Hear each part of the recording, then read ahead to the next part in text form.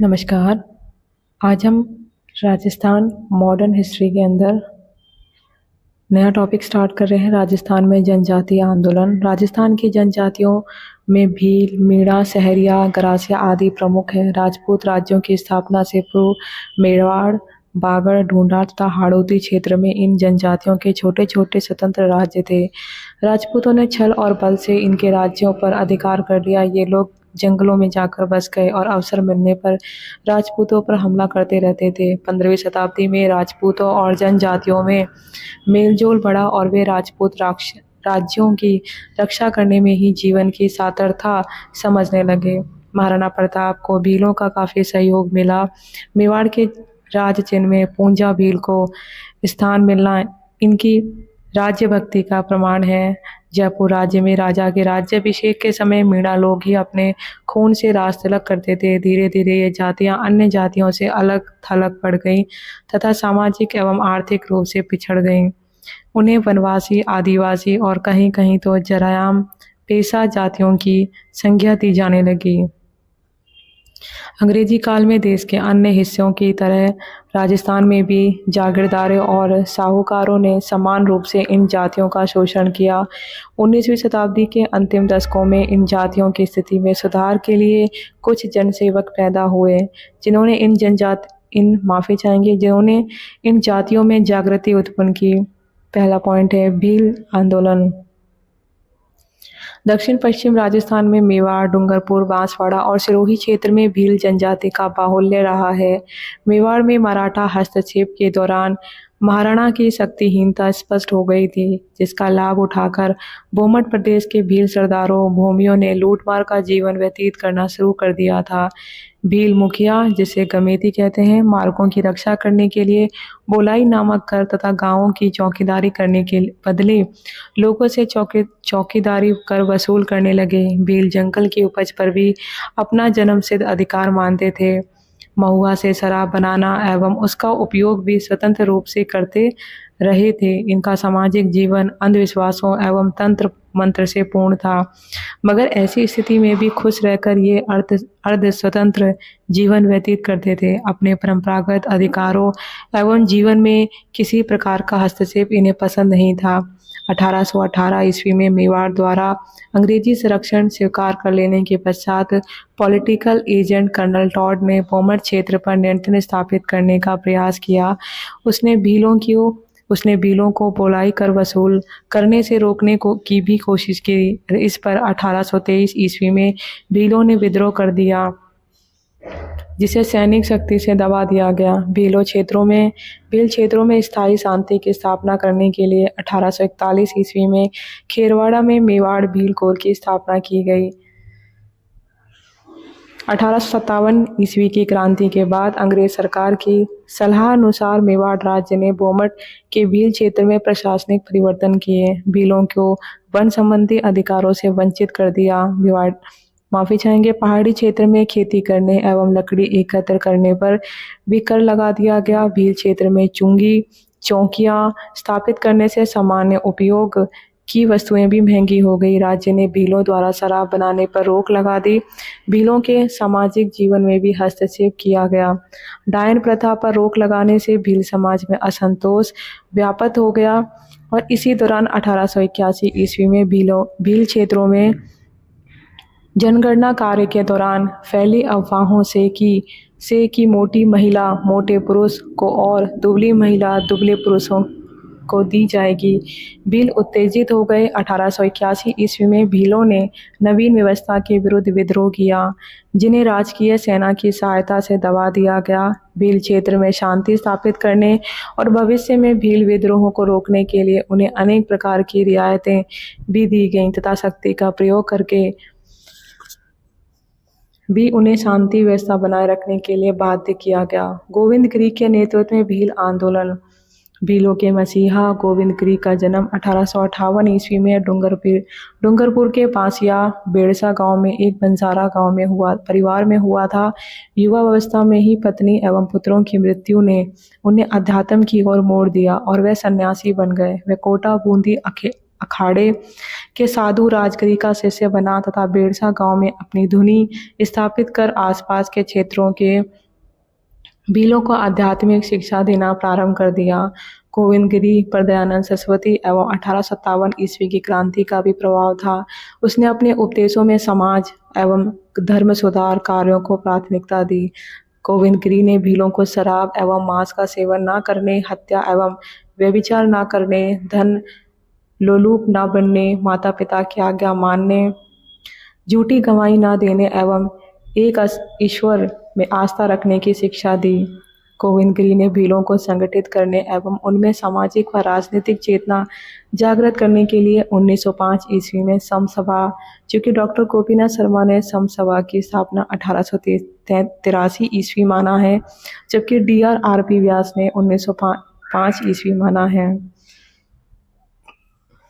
और doctor VK Vashishtha ने यह माना है कि गोविंद गिरी ने कभी समसभा की स्थापना नहीं की स्थापना की। समसभा के मुख्य नियम इस प्रकार हैं।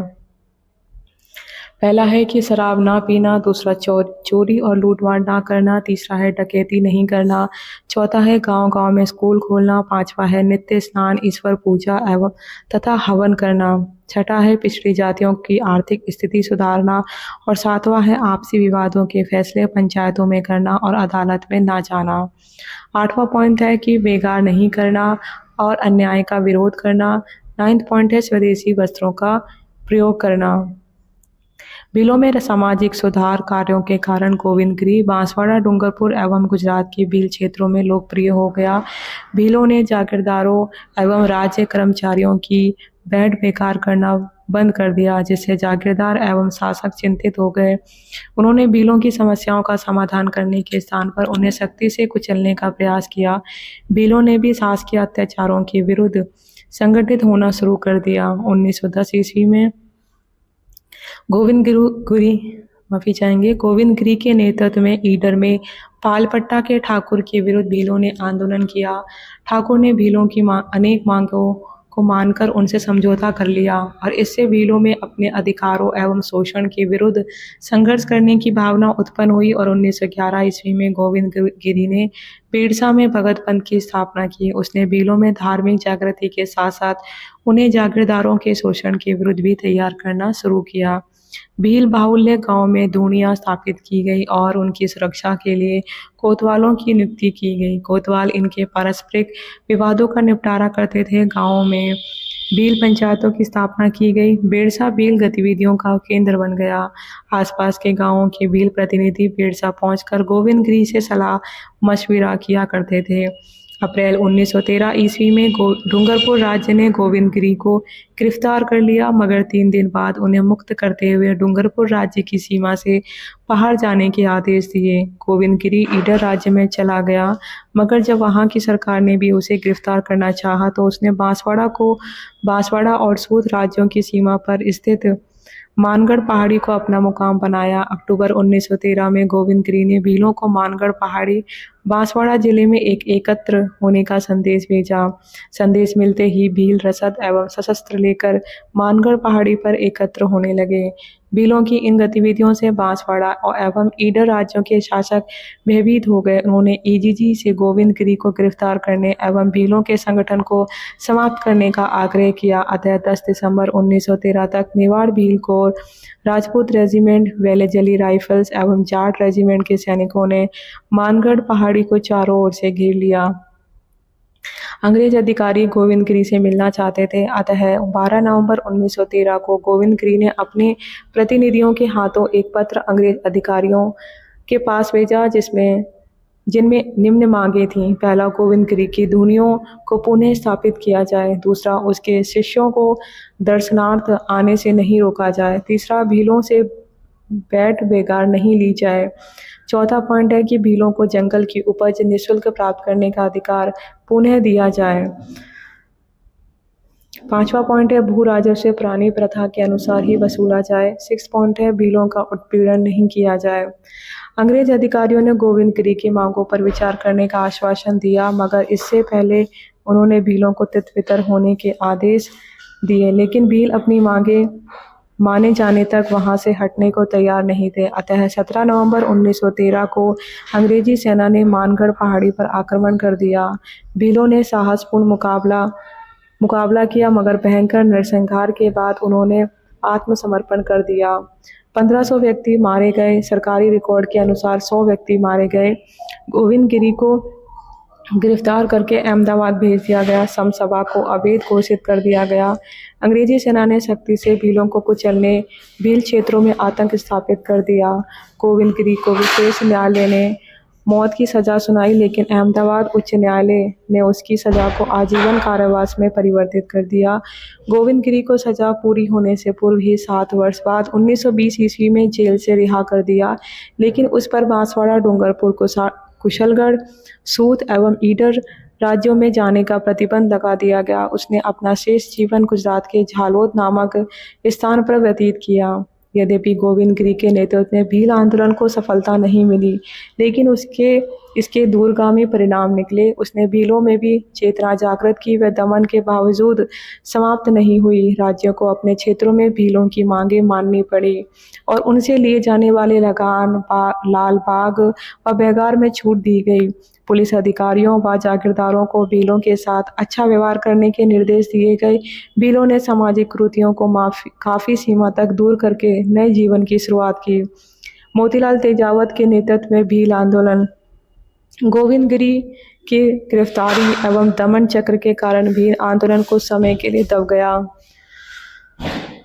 1917 ईस्वी में बिजूलिया किसान आंदोलन का प्रभाव भीलों पर भी पड़ा और उन्होंने लगान, लाग बाग, बेगार एवं वनोपज संबंधी नीतियों को लेकर पुनः विरोध प्रकट किया। मई 1917 में उन्होंने अपनी समस्याओं के संबंध में महाराणा को प्रार्थना पत्र दिया। महाराणा ने 16 नवंबर 1918 को उन्हें कुछ रियायतें दी, जिनमें आम के उत्पादन का कुल 1/5 भाग कूता के रूप में लेने और गृह कर प्रत्येक दूसरे वर्ष लेने, कूता के समय पेटियां देने, मुखिया की सलाह से कूता राशि तय करने तथा बेगार संबंधी शिकायतों की जांच करने का आश्वासन दिया गया। लेकिन भील महाराणा द्वारा दी गई रियायतों से संतुष्ट नहीं हुए। ऐसी स्थिति में उन्हें मोतीलाल तेजावत जैसे तेजस्वी नेता मिला, जिसने अपना जीवन भीलों की दशा सुधारने के लिए लगा दिया। सम्मान स्वरूप मोतीलाल तेजावत को आदिवासियों का मसीहा व बाबा जी नाम मिला। मोतीलाल तेजावत का जन्म 8 जुलाई 1887 को कोलियारी गांव में एक ओसवाल परिवार में हुआ। हिंदी, उर्दू एवं गुजराती का व्यवहारिक ज्ञान प्राप्त कर वह झड़ोल ठिकाने में कामदार बन गया। इसी दौरान उसे भीलों व ग्रासियों की दयनीय दशा का ज्ञान हुआ। उनकी दशा से द्रवित होकर उसने ठिकाने की नौकरी छोड़ दी और उनमें समाज सुधार एवं जागृति उत्पन्न करने के काम में लग गया। उसने चित्तौड़ जिले के मातृकुंडिया से एक ही आंदोलन की शुरुआत कर अपने लक्ष्य का श्री गणेश किया। 1921 ईस्वी में वे वैशाख पूर्णिमा को मातृकुंडिया के धार्मिक मेले में तेजावत ने विभिन्न स्थानों से आए हुए किसानों से संपर्क किया और उन्हें उनकी वास्तविक स्थिति से अवगत कराया। तेजावत के आग्रह पर किसानों ने अपनी स्थिति की जानकारी महाराणा को नहीं देने तक लगान नहीं चुकाने का निर्णय लिया। उन्होंने इस निर्णय की सूचना सभी गांवों में पहुंचाई, जिससे किसानों में एकता की भावना पैदा हुई। एकता स्थापित करने के इस अभियान को ही एक ही आंदोलन के नाम से जाना गया। एक ही आंदोलन के निम्न उद्देश्य घोषित किए गए। पहला है अत्यधिक लगान को कम करवाना, दूसरा है अन्यायपूर्ण लागतों को समाप्त करवाना, तीसरा है बेगार से किसानों को मुक्ति दिलवाना, चौथा है आदिवासियों को आवश्यकता अनुसार वन संपदा का प्रयोग निःशुल्क करने का अधिकार प्राप्त करना, पांचवा पॉइंट है जंगली सुअरों से फसलों की रक्षा और 6th पॉइंट है राज्य कर्मचारियों एवं जागीरदारों के अत्याचारों पर रोक लगाना। 7वां पॉइंट है आदिवासियों में व्याप्त बुराइयों एवं कुरीतियों को दूर करना। झड़ोल व आसपास के गांवों के लोग एक ही आंदोलन से जुड़े हुए। उन्होंने तेजावत के नेतृत्व में विश्वास व्यक्त करते हुए महाराणा से मिलने का निश्चय किया। तेजावत के नेतृत्व में 7-8 हजार किसान व आदिवासी पिछोला झील की पाल पर इकट्ठे हो गए। महाराणा ने तेजावत और उसके साथियों को मिलने के लिए बुलाया। तेजावत ने महाराणा के समक्ष 21 सूत्री मत पत्र पर प्रस्तुत किया, जिसे मेवाड़ पुकार की संज्ञा दी गई। मांग पत्र पर अनुचित लाग-बाग एवं बेगार को समाप्त करने का निवेदन किया गया। महाराणा ने कई मांगों को स्वीकार कर लिया, मगर वन संपदा, बैठ बेगार एवं सूअरों से संबंधित मांगों को स्वीकार नहीं किया। महुआ का वृक्ष भील जनजाति के सामाजिक रिवाजों व अर्थव्यवस्था के लिए महत्वपूर्ण था। इन 3 मांगों को स्वीकार करने पर तेजावत ने आंदोलन जारी रखने की घोषणा की। महाराणा ने किसानों की महत्वपूर्ण मांगों को अस्वीकार कर दिया, मगर महत्वपूर्ण बात यह थी कि उन्होंने किसान प्रतिनिधियों से वार्ता कर समझौता करने का प्रयास किया। महाराणा की ओर से किसानों को जो रियायतें दी गईं, राज्य कर्मचारियों ने उन्हें कार्य रूप में परिणत नहीं होने दिया, जिससे किसान असंतुष्ट होकर तेजावत के नेतृत्व में संगठित होने लगे। तेजावत ने घर घर पहुंचकर लोगों में चेतना जागृत की और उसने भीलों में प्रचलित कुरीतियों, मद्यपान, गोवध, कन्या क्रय विक्रय आदि के विरुद्ध अभियान चलाया और उन्हें शिक्षा प्राप्त करने के लिए प्रेरित किया। 8 जुलाई 1921 को मेवाड़ राज्य के खालसा क्षेत्र के भीलों के अनुरोध पर मादड़ी पट्टान के भीलों ने भी लाग-बाग एवं बेगार देने से मना कर दिया। 13 जुलाई को जवास क्षेत्र के भीलों ने भी खालसा क्षेत्र के भीलों के समर्थन में कर देने से मना कर दिया। तेजावत की सलाह पर समस्त भोमड़ क्षेत्र के भीलों ने जागीरदारों को कर देना बंद कर दिया। डूंगरपुर के शासक ने अपने राज्य में भील आंदोलन को फैलने से रोकने के लिए जुलाई 1921 में बेगार समाप्ति के आदेश दिए। मेवाड़ महाराणा ने भी खालसा क्षेत्र के किसानों एवं भीलों को रियायतें देने की घोषणा की, लेकिन जागीरदारों ने किसानों को किसी प्रकार की रियायतें नहीं दी, जिससे आंदोलन झड़ोल, कोलियारी, मादड़ी पट्टा आदि जागीरी क्षेत्रों में फैल गया। तेजावत जागीरदारों के लिए रोशनी का जागीरदारों के लिए परेशानी का सबब बन गया।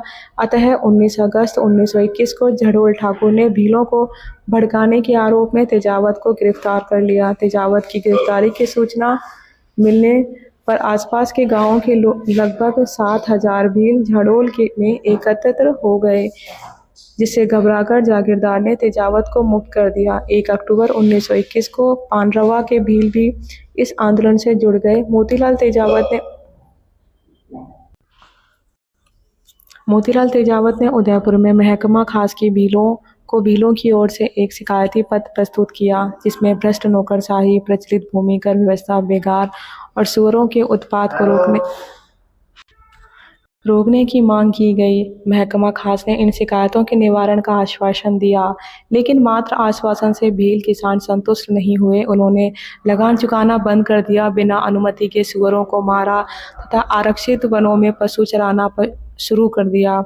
दिसंबर 1921 तक यह आंदोलन ईडर, डूंगरपुर, बांसवाड़ा, बूंदी, दांता, सिरोही आदि राज्यों में फैल गया। जनजातीय आंदोलन के बढ़ते प्रभाव को रोकने के लिए महाराणा ने 31 दिसंबर 1921 को एक आदेश जारी कर भोमड़ के कोटड़ा और खैरवाड़ा क्षेत्रों में 50 से अधिक भीलों के एकत्र होने पर रोक लगा दी तथा तेजावत की गिरफ्तारी पर 500 रुपये का इनाम घोषित किया। महाराणा ने भूमियों व जागीरदारों को सलाह दी कि पॉलिटिकल सुप्रिटेंडेंट से विचार विमर्श करके किसानों को रियायतें व सुविधाएं देकर शांति स्थापित करें। जनवरी 1922 में जवास, थाना, छान, मादड़ी पट्टा, खेरवाड़ा आदि भोमड़ ठिकानों ने बेगार एवं लाग-बाग में कमी कर दी। कुछ विशिष्ट अवसरों पर ही बेगार लेने का प्रावधान किया गया। बेगार के बदले निश्चित मजदूरी देने का नियम भी बनाया गया। खालसा क्षेत्र के किसानों को भी लगान में 20% की छूट दी गई। इन नियमों को लागू करने से खेरवाड़ा क्षेत्र के भीलों व गरासियों ने संतोष व्यक्त किया तथा आंदोलन समाप्त कर दिया। मार्च 1922 में मोतीलाल तेजावत अपने जन जागृति अभियान के दौरान जब ईडर राज्य के पाल नामक स्थान पर में ठहरा हुआ था, तब 7 मार्च 1922 को मेजर सूटन के नेतृत्व में मेवाड़ भील कोर के सैनिकों ने उन्हें घेर लिया और गोलियां चलाईं, जिससे 22 व्यक्तियों की मृत्यु हो गई। और इस घटना के पश्चात खेरवाड़ा भोमड़ क्षेत्र में भील आंदोलन समाप्त हो गया। कोटड़ा क्षेत्र के भीलों और गरासियों को संतुष्ट करने के लिए उन्हें अतिरिक्त रियायतें दी गई। मेवाड़ के रेजिडेंट के हस्तक्षेप से जून 1922 में पांडरवा, जूड़ा और ओगना के जागीरदारों द्वारा किसानों को रियायतें दी गईं, जिससे संपूर्ण भोमड़ क्षेत्र में शांति स्थापित हो गई। नेक्स्ट है सिरोही राज्य में एक ही आंदोलन। जनवरी 1922 में तेजावत ने सिरोही राज्य में भीलों एवं गरासियों की अनेक सभाओं को संबोधित करते हुए उन्हें संगठित रहकर एकता बनाए रखने को प्रेरित किया। इससे सिरोही में एक ही आंदोलन की शुरुआत हुई। उसने आदिवासियों को लगान, लाग बाग और बेगार में छूट नहीं देने तक लगान नहीं चुकाने को कहा। इससे तेजावत सिरोही राज्य के शासक वर्ग की आंखों का कांटा बन गया। जनवरी में आदिवासी किसान बिना लगान चुका ही फसल घर ले गए तथा आबू रोड से अंबाजी मार्ग की रखवाली का कार्य करने से इनकार कर दिया। उन्होंने उन किसानों की फसलें नष्ट कर दी जिन्होंने राज्य को लगान चुकाया था। 28 जनवरी 1922 को सिरोही राज्य सरकार ने सभाएं करने पर रोक लगा दी, मगर भीलों व गरासियों ने इन आदेशों को नहीं माना तथा सभाएं करके संकल्प लिया कि वे हर परिस्थिति में संगठित रहेंगे, लगान नहीं चुकाएंगे तथा बेकार भी नहीं करेंगे। तेजावत ने सिरोही के किसानों को ₹1.25 व 5 मन अनाज प्रति हल से अधिक लगान नहीं देने का संकल्प दिलवाया। सभाओं पर प्रतिबंध लगा होने के बावजूद 3 फरवरी 1922 को आबू रोड के पास संगाना गांव में एक सभा का आयोजन किया, जिसमें 10,000 आदिवासी किसानों ने भाग लिया। सिरोही राज्य सरकार भीलों से समझौता करने के पक्ष में थी। 12 फरवरी 1922 को गोपेश्वर नामक स्थान पर भीलों की सभा में राज्य के दीवान रमाकांत मालवीय और विजय सिंह पथिक ने किसानों की समस्याओं को दूर करने का आश्वासन दिया, परंतु भीलों और गरासियों ने राज्यादेशों की अवहेलना करना जारी रखा। भील बिना लगान चुकाए फसल घर ले जाने लगे। राज्य ने लगान वसूली के लिए सेना का सहारा लिया। सरकार ने गांवों के मुखियाओं से वार्ता करनी चाहिए, मगर उन्होंने रुचि नहीं ली। 12 अप्रैल 1922 को सिवाया गांव में राज्य की सेना और मेवाड़ भील कोर के सैनिकों ने गोलियां चलाईं, जिससे 3 व्यक्ति मारे गए।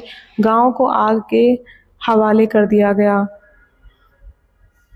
अप्रैल 1922 में रोहिड़ा तहसील के बालोलिया, भूला और नयाबास के किसानों ने भी बिना लगान चुकाए फसलों को घर ले जाना शुरू कर दिया। उन्होंने थानेदार को गांव से बाहर निकालकर थाने में आग लगा दी। तहसीलदार ने किसानों से वार्ता करने का प्रयास किया, मगर वे प्रति हल ₹1.25 और 5 मन अनाज से अधिक देने के लिए तैयार नहीं हुए।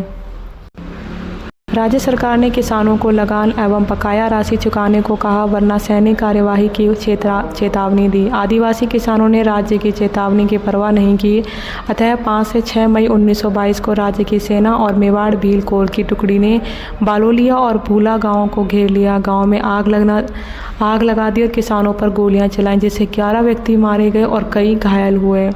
राजस्थान सेवा संघ की ओर से रामनारायण चौधरी एवं सत्य भक्त ने घटनास्थल का दौरा कर इस घटना की रिपोर्ट प्रकाशित की। उसने लिखा कि भीलों और गरासियों का एकमात्र अपराध यह था कि उन्होंने बढ़े हुए लगान और बेकार की समाप्ति न होने तक लगान नहीं देने का निर्णय लिया था। इस हृदय विदारक घटना के बाद भूला, नवाबास और बालोलिया तथा आसपास के गांवों के मुखिया सिरोही राज्य के दीवान से मिले और भविष्य में राज्य देशों की पालना करने का विश्वास दिलाया। अतः राज्य सरकार ने 23 मई 1922 को आदिवासियों को रियायतें प्रदान करी, जिनमें से मुख्य इस प्रकार थी। पहला है, सभी आंदोलनकारियों को क्षमा कर दिया गया। दूसरा, जिन किसानों के घर जल गए थे उन्हें चालू वर्ष में लगान देने से मुक्त रखा गया। तीसरा है, खरीफ की फसल पर अलग से सूखड़ी लाग वसूल नहीं करने का आदेश दिया गया। चौथा है, गोलीकांड में जिन किसानों की मृत्यु हो गई थी उनके नाबालिग पुत्रों को वयस्क होने तक लगान देने से मुक्त रखा गया। 5th पॉइंट है, भीलों व गरासियों को अपनी झोपड़ियां बनाने के लिए जंगल से लकड़ी काटने की अनुमति दी गई। बेगार, लागबाग व जंगल कानून के संबंध में कुछ भी नहीं कहा गया। आदिवासियों ने मजबूरी में उक्त रियायतें स्वीकार की। इन रियायतों के कारण भीलों व गरासियों का आंदोलन कुछ समय के लिए शांत हो गया, लेकिन पूर्णतः समाप्त नहीं हुआ। मोतीलाल तेजावत ने गुप्त रूप से गांवों में घूमकर एक ही आंदोलन की मशाल को प्रज्वलित रखा। 1923 ईस्वी में देलवाड़ा के पास छोचर नामक स्थान से सिरोही राज्य के भीलों और गरासियों ने नए सिरे से एक ही आंदोलन शुरू किया। ईडर के प्रजामंडल ने भी इसमें रुचि ली। किसानों की गतिविधियों की समाप्ति के लिए तेजावत की गिरफ्तारी आवश्यक थी, अतः मेवाड़, ईडर, मुंबई व सिरोही राज्य ने तेजावत की गिरफ्तारी के लिए पुरस्कार घोषित किए, मगर तेजावत आदिवासियों के सहयोग से छद्मावेश में मेवाड़ एवं गुजरात के आदिवासियों में जन जागृति उत्पन्न करता रहा। 1927 ईस्वी में सिरोही राज्य के पिंडवाड़ा और संतपुर परगने के भीलों और गरासियों ने पुनः आंदोलन शुरू कर दिया। उन्होंने अपने खेतों में हल चलाना बंद कर दिया। सरकार ने एक ओर तो आंदोलनकारियों को गिरफ्तार करके उनके साथ कठोरता का व्यवहार किया तथा दूसरी ओर भीलों व गरासियों की मांगों को स्वीकार कर लिया, जिससे आंदोलन समाप्त हो गया। तेजावत सिरोही व मेवाड़ राज्य के लिए सिरदर्द बन गया था और उसको गिरफ्तार करने के सारे प्रयत्न विफल रहे। अंत में महात्मा गांधी की सलाह पर उसने 4 जून 1929 को ईडर राज्य के खेड़ा ब्रह्मा गांव में आत्मसमर्पण कर दिया। ईडर राज्य ने तेजावत को मेवाड़ के सुपुर्द कर दिया, जहां उस पर राजद्रोह का मुकदमा चलाकर लंबे कारावास की सज़ा दी गई। अंत में तेजावत द्वारा किसी भी प्रकार की राजनीतिक गतिविधियों में शामिल नहीं होने का वादा करने पर उसे 23 अप्रैल 1936 को जेल से मुक्त किया गया। तेजावत मेवाड़ प्रजामंडल की स्थापना होने पर उसका सदस्य बना और उत्तरदायी शासन की स्थापना के लिए सत्याग्रह में भाग लेने पर गिरफ्तार किया गया। 1942 ईस्वी के भारत छोड़ो आंदोलन में भाग लेने के कारण वह पुनः जेल गया। 1945 ईस्वी में भोमड़ क्षेत्र में प्रवेश करने की कोशिश करने पर पुनः गिरफ्तार किया गया। माफ़ी चाहूँगी, 1945 ईस्वी में भोमड़ क्षेत्र में प्रवेश करने की कोशिश करने पर उसे पुनः गिरफ्तार किया गया। स्वतंत्रता के बाद आदिवासियों के जीवन स्तर को सुधारने के लिए उसने उनके मध्य रचनात्मक कार्य किया। 1963 ईस्वी में तेजावत की मृत्यु हो गई।